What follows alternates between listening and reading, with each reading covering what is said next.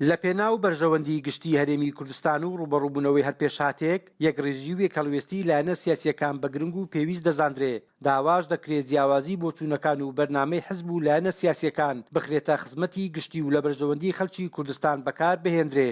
یەکڕێزیان لەسەر بەرژەوەندی گشتی پێویستە کۆیان بکاتەوە. قەیناکە جیاوازی لە بیر و بۆچوونیان هەیە لە بەرنامەی حیزبیان هەیە، قەیناکە ئەمە شتێکی زۆر زۆر ئاساییە، بەڵام شتە گشتیەکە کۆیان بکاتەوە بەرژەوەندیە نیشتیمانی و نەتەوەی یەکەی کوردایەتی دەبێت ئەوە بکەن بە ئەوەی بەرژەوەندی تاکە حیزبی نەخەنە بەرچاوی خۆیان یەکڕێز بن. بێگومان ئێمە ئێستاکە ئەو بارودۆخی کە لە ناو هەرێمی کوردستان هەیە ئەو ناکۆچی نێوان حیزبەکان شتێکی بەرچاوە. من وەکو کەسێکی بێلایەن لە ڕووی ئینتیمای حیزبیەوە قسە دەکەم.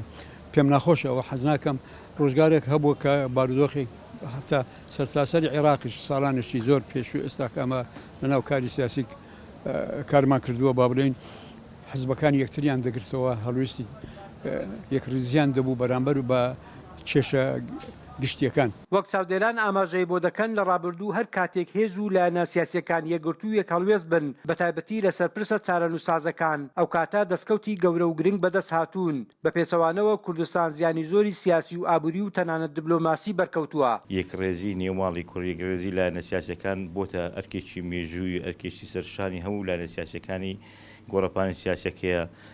ئەمڕۆ کە سەیری ئێستا و ڕابردووشەکەی بەهۆی یەکڕێزی و تەبایە زۆر دەستکەوتمان بەدەستیناوە. نمونە یەکی لەوانە کە لە سەرەتای نۆتەکانەوە بەرەی کوردستانی دروست بوو بۆ هۆی دەستکەوتێکی گەورە ئەو کاتش کە دروستبوونی بەرەی کوردستانی دەینەمۆی ئەم بەرێ و دەینەمۆی ئەم ڕێکەوتنانەکەەوە لایەنە سیاسیەکانی کوردنیەتی نیشتیمانی کوردستان بوو. بەهۆی بەری کوردستانی توانن دەستکەوتێکی ێزگار زۆر گەورە بەزای بفەرمون بۆهۆی کاتی ڕاپەڕین و دەستکەوتی بۆ دروستبوونی حکوومەتی هەرێم و پەرلەمانە ئەمانە بەهۆی دەستکەوتی یەکڕێزی کوردە، بەهۆی دەستکەوتی یەکڕێزی نێوماڵ کوردە.